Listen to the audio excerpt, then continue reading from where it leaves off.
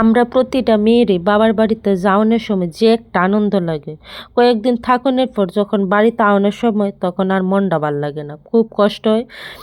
একদম আইতে মন চায় না, মা বাবারে চাইরা আইতে মন চায় না, তবু কি করতে আইতে তো হইবই।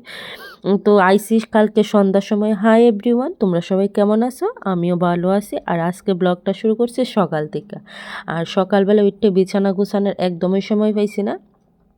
আর রানীবাজার দানা প্রচুর পরিমাণে ঠান্ডা, তো আমার বর কইতেছিল আজকে খিচুড়ি খাইব ঠান্ডা দিকে। আর শীতের দিনে কে কে খিচুড়ি খাইতে ভালো পাও জানাইও তো। তো এদিকে খিচুড়ির সাথে করছি বেগুন ভাজা আর ভর্তা করছি, এতটুকু রান্নাবান্না করছি। তো এদিকে রান্নাবান্না কইরা তারপরে আইসি গড়টা গুছাইতাম, এদিকে গড় গুছানো শেষ। আর আজকে রৌদ্র পায়া দইছিও ইচ্ছা মতো।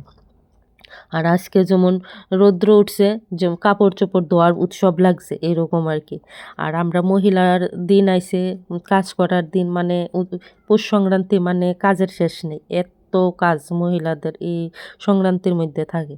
তো ওইদিকে সংক্রান্তির অনেক কাজ তো এই তো পইরা রইছে, কিচ্ছুই করা হইছে না, তো কয়েকটা শুধু কাপড় চোপড় ধুইছি, আরও বাকি কাজ করতে হইব। আর এদিকে আমার বর খায়াটাই গেছে অফিসে। আর এদিকে আমি পূজাটা না দিলে তো একবার ভাল লাগে না, আগে পূজা দিয়ে তারপরে আবার অন্য কাজ করুন। কাজ অনেক আছে, বাসন টাসন কিচ্ছুই ধুইছি না, আগে স্নান টান করে আগে পূজাটা দিছি। আর এদিকে পূজা দিয়ে সারছি। আর আমার মেয়েরে কইছিলাম আর কি একটু ক্যামেরা করে দিত, আর আমার মেয়ে ক্যামেরা করতে গেলে যা করে মানে ঠিকভাবে ক্যামেরা করে দিত না, খুব দুষ্টামি করে। বাড়িতে থাকলে খুব দুষ্টামি করে, স্কুলে যে জায়গা খুব ভালো থাকি, দুষ্টামি করে না একদম। তো ওইদিকে দেখো আমার পূজা টুজাও কমপ্লিট। আর তোমরা দিয়ে কেমন ঠান্ডা জানাইও তো।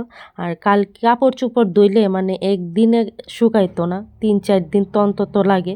আজকে তৈরি দিছি শুকাইতো না, যতটুকু রোদ্র উঠে। আর দেখো গড় কতগুলি আছে সরাইন না, এটি হচ্ছে আগের দিনের। এ মানে প্রত্যেক দিনেরটা তো দিনে শুকাই না, আর কাপড় চোপড় ধুয়েও ভালো লাগে না এ রৌদ্র না উঠলে। তো আজকে ব্লগটা এখানেই শেষ করলাম, আর এবার তোমরা অন্য একটা ব্লগে তোমরা সাথে দেখা হইব।